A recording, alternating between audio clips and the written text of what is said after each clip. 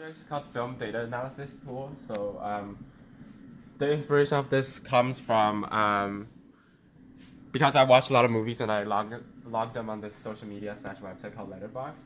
So Letterboxd is basically kind of like a social media tool where you can log like all the movies you watch and give them ratings and like make different lists. Like it's like a Spotify but like with like movies and stuff. Oh. So I use this a lot. So I was like, what if I try to process some of the data there and like do cool things like recommend myself movies and stuff like that, like what I can do. So not use, does Letterboxd recommend movies for you? It only recommends movies from like, the only place where it recommends is, for example, if you click on one, it would have like similar movies. Gotcha. So you're trying to use... Yeah, but usually I get recommendations just from the friends and people I follow on it. So if you should write to Letterboxd and ask for a job. No, but that would require a significant amount of AI and... Trust me. But you should write to Letterboxd. No. Let's see how your project is. Let's see how your project is first. So that requires me to use their API, but their API, I looked into it. You have to be industry and like apply for it, so I couldn't. So I basically just did what we had. So you did it on your own, which is more impressive than using the industry API. See, I didn't actually do the AI, so. Okay, well here we go. Well, it's good. Okay. Yeah. So basically, let's see if it worked. This is Jupyter Notebook, and the Jupyter Notebook I run on this website called Kaggle, so then it's easier for me to like pull data from online. And then the idea is to pull out a data set called All Movies I downloaded from someone else.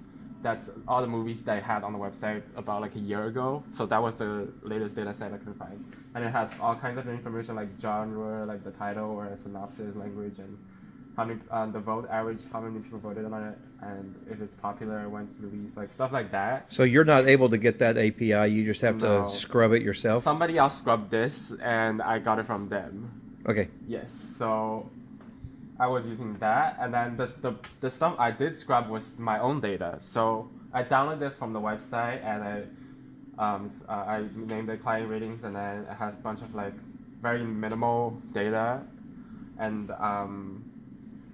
but this whole program could hypothetically work for any CSV. So like as long as someone has an account and has data, like you can put it in and it will have different results. And it will recommend movies for them. Yeah, so you have different results and do some the graphs would look like different. How hard is it to get a CSV off of It was not that hard. Just a click of a button. Yeah.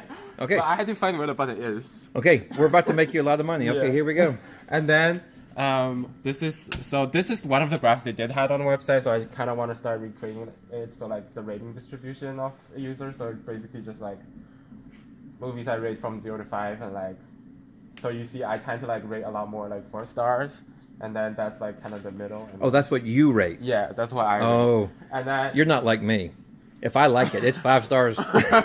Yeah, and then there were people who are like who peak at like 1 star. Like it's really interesting to look at. That's so interesting. Oh, you can look at each user. So this. No, I don't want to. I don't care. I mean, I do care, but not enough for the video. So I also had data from every single rating on the website. So I found out that the average is 3.244, and mine was a 3.7. So I said I definitely like a lot more than other people. And then this part was basically me trying to plot like my activity by the year I watched it. See, like I started using it in 2022, so I didn't have the account before. Okay, jump to the chase. Where are we? And then this, basically, I just plotted like a graph with like the average I rate each year. So you see, this year I get a little bit more critical than I did last year. So the trend. This is the trend. And then, I see. Yeah. Okay. So if someone has watched it for 5 years, then the data would be a lot more comprehensive, and you would actually get a linear graph, and it would work. Yeah, so, sure. Yes. So you're using the user's poll to recommend movies for you. Yeah. So this is starting to get to the important part. So this part is where I match the movies from my data set to the general data set, because those two have very different formats. I have to find each movie manually, like through the program, and that's the most difficult part of this. So the way I went about it is to match it by the name and the release year, but sometimes it would have multiple.